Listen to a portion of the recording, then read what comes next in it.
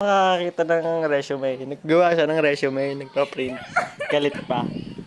Ay, pinaprint niya. Ito yung kinalabasan. Kaya tingnan niyo siya.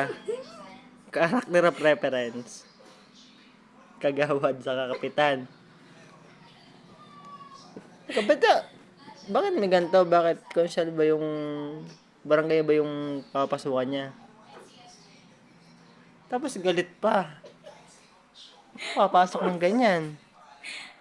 Dapat yan, tanggal na to. Kailangan yun dyan, kasi taga-barangay nga ako, lalakay. Oh, nagadong ka. Dapat ilagay mo pati yung konsyal saka yung mga konsyal, pito. Lagyan mo na si Gob. Saka si Mayor. Si Gob saka si Mayor. Tapos yung mga barangay tana doon kung ilan. Tingin mo na din lahat yan. Nangingialam ka, resume ko yan.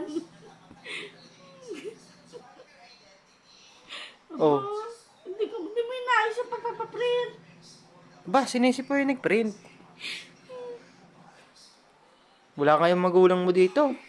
Wala yung magulang dyan. Oh, mas mabuti pa sila, naalala mo. Ayos na talaga.